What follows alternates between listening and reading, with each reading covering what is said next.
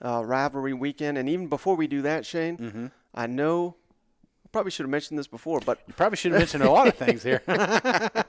I got odds. Like this is all the beer you had. I would have brought something else. We did already the odds to win the SEC. FanDuel, it's like these people are listening or something, Shane. They have released odds to win each division. So SEC East odds, SEC West odds. You want to break those down real quick before we get to this? Yeah, well, here, I just finally got that pulled up. All right. Let's go to another subject, right? How about the fact that Mike texted me, and I'm trying not to look at the camera, because it's right there. But Mike says, I'm thinking about coming in. Let's do a pod. Let's do a live pod. What day you want to do it? And I was like, I don't know. Let's do Thursday. All right, and that's today. No, Friday. Yeah, Friday. You were going to do Thursday, but I ended up kicking it over to Friday. But I didn't know it'd be like Tornado Alley this week. You know what I'm saying? This was planned on being outside, enjoy some of that beautiful East Tennessee weather. But about halfway through, I'm getting text messages from my mom. It's like, be safe today. And I'm like, what's going on? It's like, is there a parade in White Pine or something? I don't know. So I get on there and come to find out it's tornadoes. So I hope nobody got one of those. But I don't think they did. But, man, it got a little dicey there for a second. So that's why we're inside. So yeah, I actually set all this up outside. Then it started to rain. Shane's like, beautiful day you picked here. Moved it all inside. So yeah. Hey, when it rains, what do they say? I don't know this thing. When it rains, it pours? Yeah, make lemonade, Exactly. So but, hey, no transition from that, Shane. Odds to win the SEC East from FanDuel. No surprise. Georgia Bulldogs. Oh, so you're starting at the top. Yeah, Georgia Bulldogs, easy. Favored to win. Yeah. Minus 750, which, I mean, that basically, the way I understand it, you got to bet $750 just to win $100. You know what I mean? Like, it's risky. It is. That is risky. But it's a bet I'm willing to take, Mike. You know what I'm saying? I like that odd. I mean, if you got that kind of money to throw around, that's terrifying, though. Putting that much money to get that little in return, that's you've seen them. You've seen them pop off in Vegas. And I remember one time, who was it? The Irish UFC guy. Somebody put Conor McGregor? Yeah, put a ton of money on him. He was a guaranteed win, and then he ended up getting knocked out, I mean, you talk about lowest of low. Losing one of those bets, one of those surefire bets, those hurt. So even though Georgia's up there, I still feel safe putting money on the Bulldogs this year. Okay, well, how about this, Shane? Second odds and third, they're tied. Okay. So who do you think those two are? Based on remember we did the SEC right. championship odds. So yeah. I'm going to go with Kentucky first. No way. Swing and a miss. That's what everybody thought. But again, this is FanDuel, so this is a little bit different than Caesars. But Kentucky didn't make that cut for second best odds to win the SEC East. God, they hate Lexington, huh? They got the horses going on this week and everything. Jeez.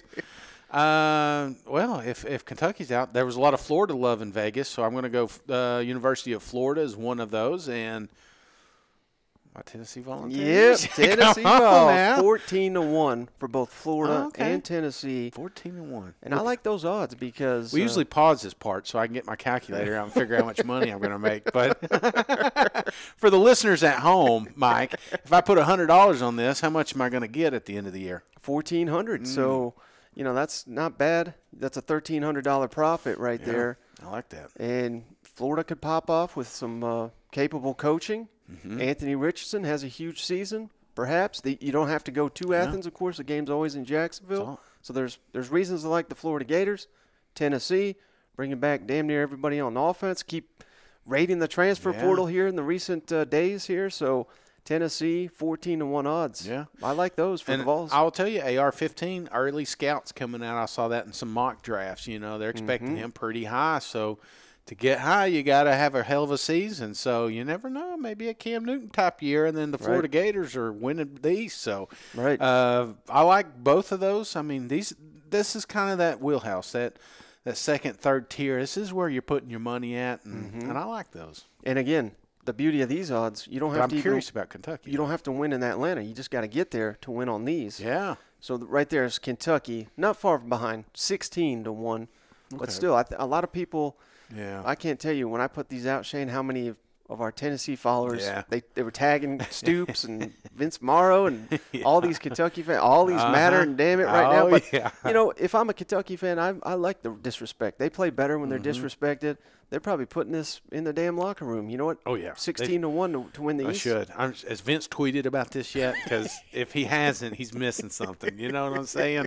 So, no, I this one I clearly thought was the second spot for a reason. So if I'm putting my money on a team right now, probably going to be Kentucky Wildcats because I still think that it's going to come down between them and Georgia. Right, and they got that ace in the hole. They're hosting Georgia late in the season. Who knows if the wheels fall apart? And if Will, how does Will Levis do a full offseason here? I mean, does he come in and burn this place up? I think that's a real possibility here. I think this is the year for Kentucky Wildcat to make some noise. And you speak of those mock drafts again. Will Levis, he's showing up in these first-round mock drafts for what that's worth. Yeah, your boy Mike Morgan. Yeah, well, no, Marler. Oh, yeah. Did you see what he put on there? He said he'd eat a pair of actual Levi's if he is drafted before Bryce. So, I don't know. Putting it out there. Hey, I'm rooting for it now. I do. I was like, well, okay, I'd love to see this. All right, next big drop-off here, 60-1. Okay, so we're probably going to go with South Carolina. Bingo. Yeah, South Carolina Gamecocks. Yeah. Again, a lot to like. Not too far off, though. No, I mean, you're talking about the fold there. They're pretty close. I like that. Right. I mean, that may be the best value bet among these SEC East contenders. South Carolina, they host Georgia. Mm-hmm.